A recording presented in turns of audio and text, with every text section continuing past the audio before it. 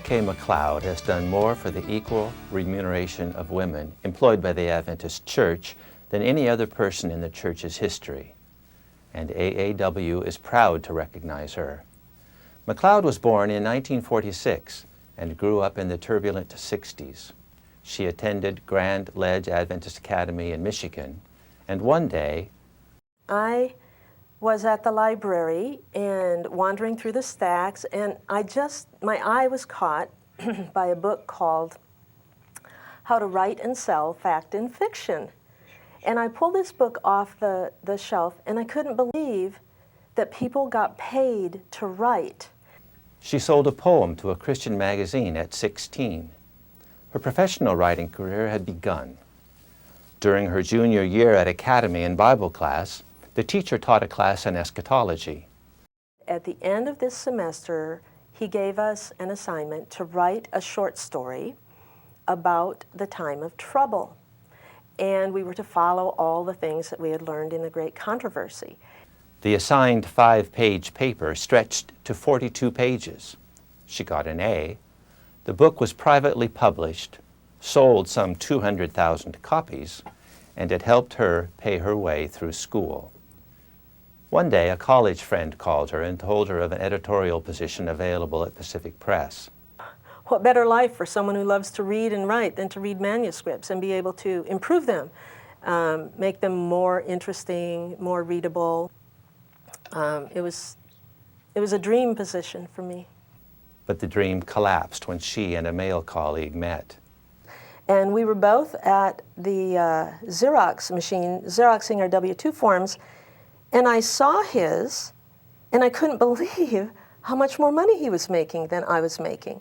He was making almost double, I mean like 40% more than I was making. She inquired about the disparity and learned that the church had what they called a head-of-household policy. So her husband sought more education. She encouraged him, thinking she would become head of household and receive more income to support them. When head of household status was denied, and I suddenly realized that no woman ever had gotten head of household, even though those women in the bindery were supporting their families. They were divorced, they were widowed, they had children they were raising. None of them got head of household. They all got this tiny little paycheck to try to struggle to get along with. And that, of course, that was the defining moment in the Pacific Press case. That was it. Thus began a protracted legal struggle. Merikay sued Pacific Press and years later settled out of court the morning the case came to trial.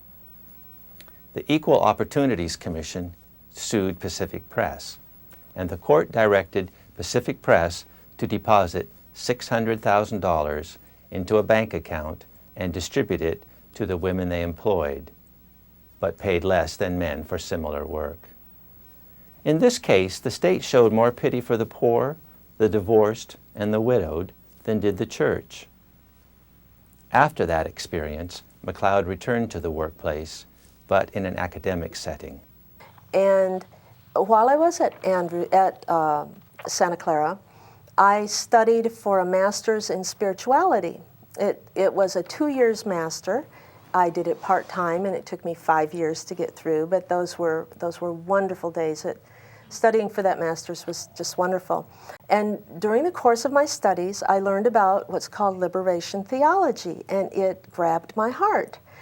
And I won't go into the whole history of it, but one of the principles of liberation theology is speaking to the poor or the disenfranchised and trying to see the world from their viewpoint, saying to them, what is it like to live with almost no income, or almost no food, or what is it like for you?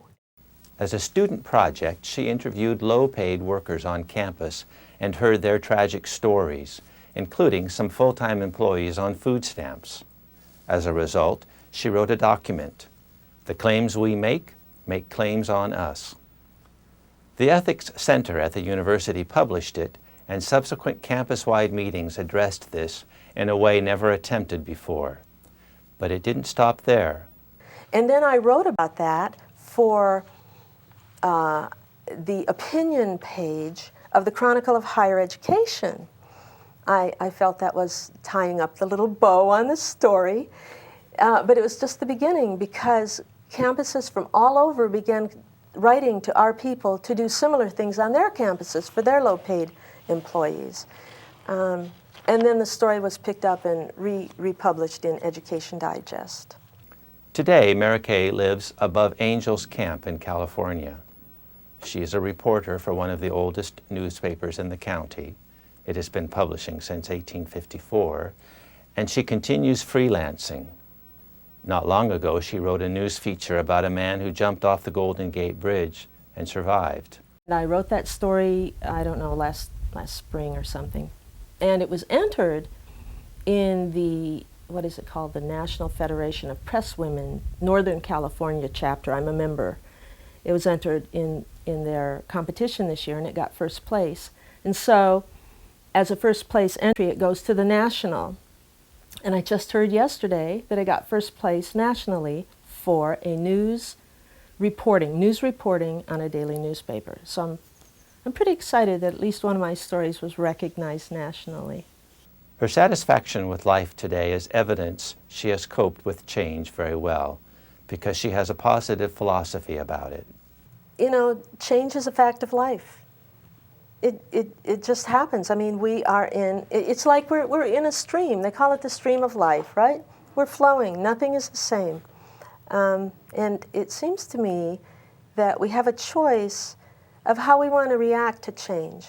I mean, we may find out we have an illness, or we may find out that we just got a new job, or we may find out that we just got fired, or our car needs to be replaced. All of these things are change, and we kind of choose how to respond to it. And that, I think, adds to the quality of our life, the quality.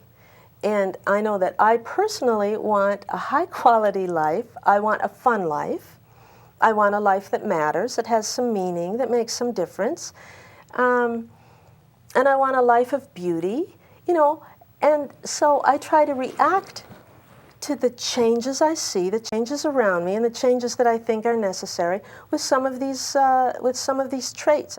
The traumatic experiences of 3 decades ago are still indelibly lined on McLeod's memory, informed by the hundreds of letters she received after writing Betrayal, her personal account of the legal case written 10 years after it concluded. Here's a book of letters I got. And these are not all from Adventist people. These are letters from women and men all over the country who have experienced similar things. I got a letter from a librarian in Texas who talked about the library system and how women were paid in the library system and how they needed someone like me at the library system down there. Here's another book. Look at these letters. And some of these letters did not approve of what I did. Some of these letters loved what I did.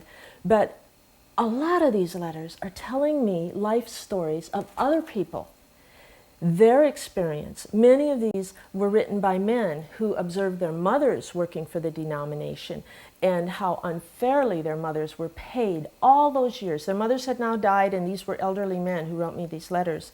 And I may do something someday with all of these letters. But the response made me know that this was an important book, it was an important story, and I'm thrilled that I had the opportunity to find a publisher to put it out.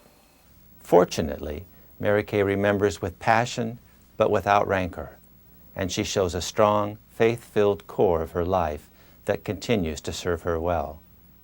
But I would say, 30 years later, and totally removed from the press and that whole political power structure, that I'm enjoying life. I have a wonderful husband. I have a beautiful home. I do my writing. I have my little causes, and you know, I try to nurture my relationship with God and my relationship with Jesus. I try to see them and be in connection during my work hours and at home, And my personal drive at this time in life is a spiritual drive, and that is to learn more about my relationship with God and God's view of me, and to try to understand this amazing character in the New Testament called Jesus.